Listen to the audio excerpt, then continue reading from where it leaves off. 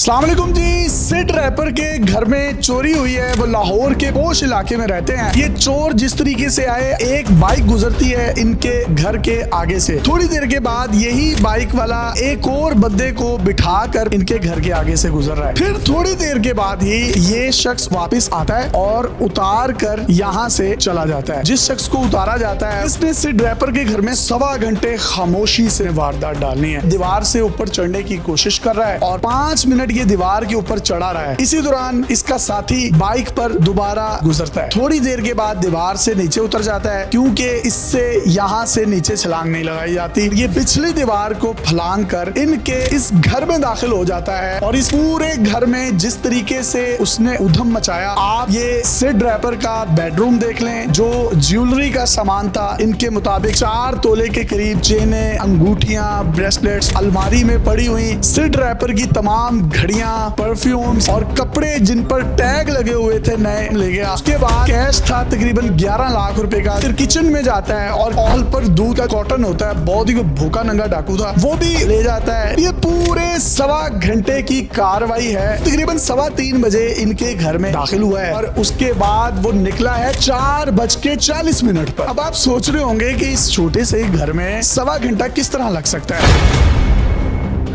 ये 2 ग्रिल्स जो आपको स्क्रीन पर नजर आ रही हैं, उसने इन लोहे की ग्रिल्स को काटा, यहाँ से अंदर दाखिल होता है और ये 2 आपको लोहे की सलाखें नजर आ रही हैं। ये स्क्वायर बनता है और सिर्फ एक बंदा ही अंदर आ सकता था। जब ये तमाम वारदात डाल ली, 3 बैग्स में हर चीज लेकर जो है वो वहां से निकलता है। जब ये निकलता है बाहर तो पहले आकर इशारा करता है। एक बाइक वाला आता है, 3 बैग उठाता है, उस बाइक वाले के पीछे बैठता है। एक और बाइक वाला आता है, मतलब 2 बाइक्स वाले और ये टोटल 3 लोग हैं जो यहाँ से चोरी करके निकल जाते हैं।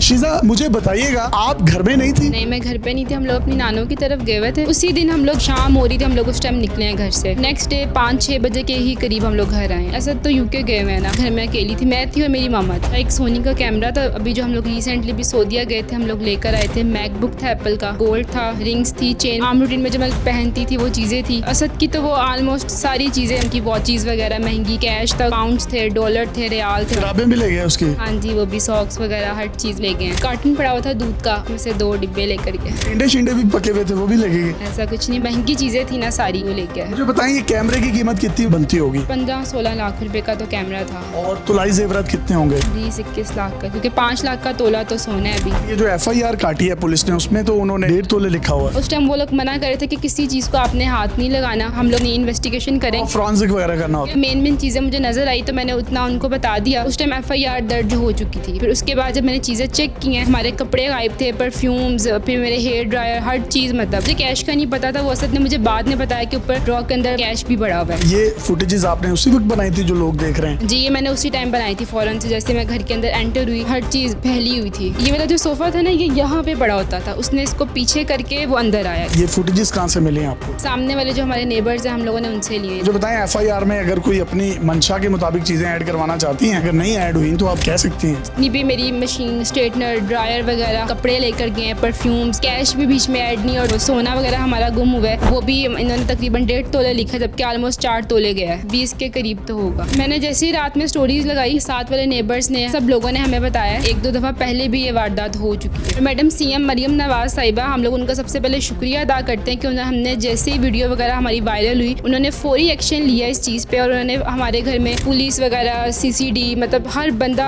आया घर में, उन्होंने पूरी अपनी इन्वेस्टिगेशन किया है। मगर हमारी आपसे सिर्फ यही गुजारिश है कि हमारा सामान जितना भी मतलब चोरी हुआ है वो जल्द से जल्द रिकवर हो जाए। जो हमारी FIR है वो पुलिस ने हमारे मुताबिक नहीं लिखी, क्योंकि हमने उस टाइम चीज़ें अपनी देखी नहीं थी कि कौन कौन सी चीज़ें हमारी गायब हुई हैं। वो जैसे ही अपनी इन्वेस्टिगेशन पूरी करके गए, फिंगरप्रिंट्स वगैरह लेकर गए, उसके बाद मैंने चीज़ें देखी हैं, तो हमारी ऑलमोस्ट काफ़ी चीज़ें भी जो हैं ये हमारी FIR में ऐड कर दें ताकि हमारी मुताबिक हमारी FIR हो। मेन चीज़ कि हमारा जो कैश था वो बिल्कुल भी नहीं लिखे, और मुझे असद ने बताया अभी बाद में कि बड़े में ड्रॉ के अंदर जाके देखा तो कुछ भी नहीं था ड्रॉ। ये टोटल अमाउंट आप कह रही हैं 11-12 लाख? 11-12 लाख रुपया बनता है।